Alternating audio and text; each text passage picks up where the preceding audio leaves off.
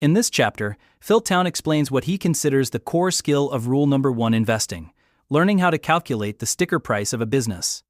The sticker price is also known as intrinsic value or fair value, but Phil prefers the term sticker price because it reinforces the idea that every business has a reasonable price, just like a car on a dealership lot, even if the market rarely sells it at that price.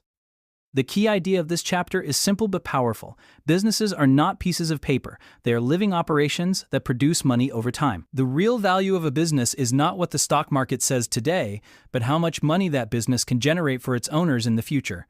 The sticker price is your best estimate of what that future earning power is worth today. To calculate the sticker price, Phil shows that you only need 4 numbers.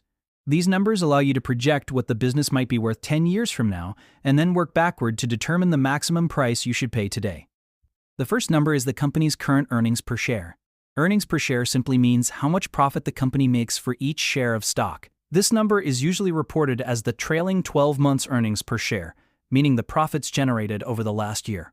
This is our starting point because future earnings grow from today's earnings. The second number is the estimated earnings growth rate. This tells us how fast earnings are likely to grow over the next 10 years. Phil emphasizes that the most reliable indicator of future growth is not past earnings growth, but past equity growth. Equity represents the net value of the business after all debts are subtracted. When equity grows consistently, it shows that the company is generating surplus cash year after year, which is what ultimately makes a business valuable. A company that grows its equity is increasing what it can eventually pay out to its owners. To be conservative, Phil compares historical growth rates with professional analysts' estimates and uses the lower of the two. The goal is not to be optimistic, but to avoid fooling yourself. If estimating growth feels like guessing, that alone disqualifies the business as a rule number 1 investment.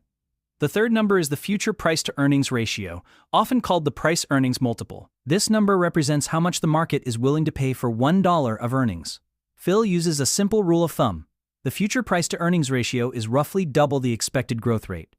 So if a company is expected to grow earnings at 10% per year, a reasonable future price-to-earnings ratio might be around 20. However, this estimate must always be compared to the company's historical price-to-earnings ratio, and the lower of the two numbers is used to stay conservative. The fourth and final number is the minimum acceptable rate of return. Rule number 1, investors require a minimum return of 15% per year. This number is not arbitrary. It is high enough to beat inflation, taxes, and mistakes, but still realistic for high-quality businesses bought at the right price. Once you have these 4 numbers, the math itself is surprisingly simple. Phil uses